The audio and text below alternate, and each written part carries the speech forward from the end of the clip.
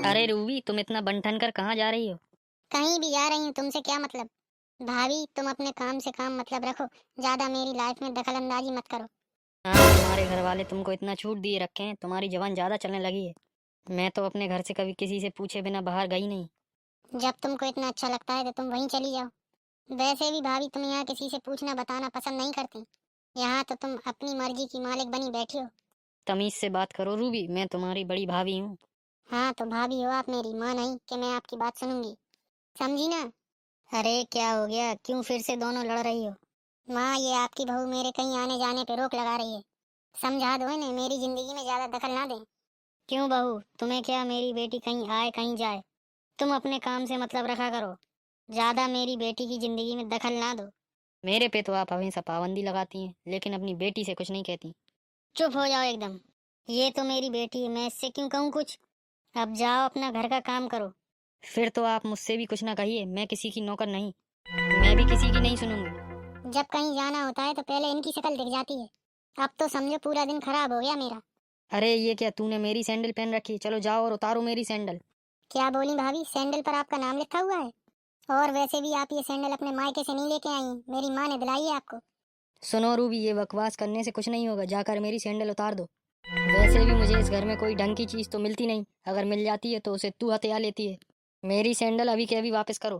भाभी कभी तो कुछ अपने मायके से मंगा लिया करो। हर चीज मेरे माँ बाप ही यहाँ से तुम्हें क्यों दिलाएं। वैसे तो बड़ी तारीफ करती रहती हो अपने मायके वालों की।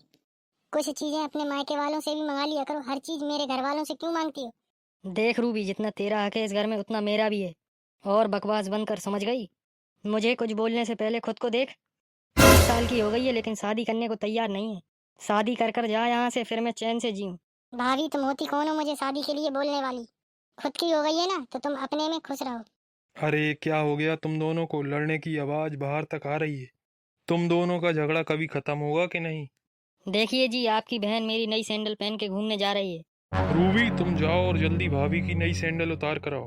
भैया आप तो सिर्फ भाभी की तरफदारी करते हैं। कभी भाभी से भी तो कहिए, ये भी गलत हो सकती है। अच्छा ज्यादा मुंह मत चलाओ, चुपचाप भाभी की सैंडल उतार कर आओ। तुम्हारे पास इतनी सैंडल है वो भी कम है क्या? जाओ, मेरी बात समझ नहीं आई क्या? क्या हुआ, सही कहा ना मैंने? हाँ, बिल्कुल सही कहा आपने।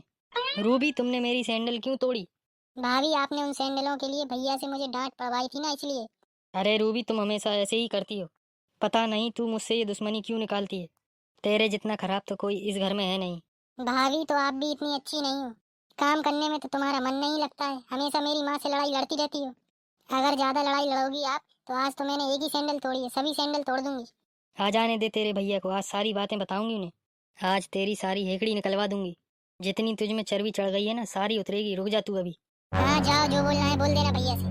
मैं भी तुम्हारी शिकायत कर दूंगी मम्मी से कि दिन भर ये मुझसे लड़ती रहती हैं। दोस्तों वीडियो अच्छी लगी हो तो लाइक करिएगा, और ऐसी ही वीडियो देखने के लिए हमारे चैनल को सब्सक्राइब जरूर करें। मिलते हैं नई वीडियो में।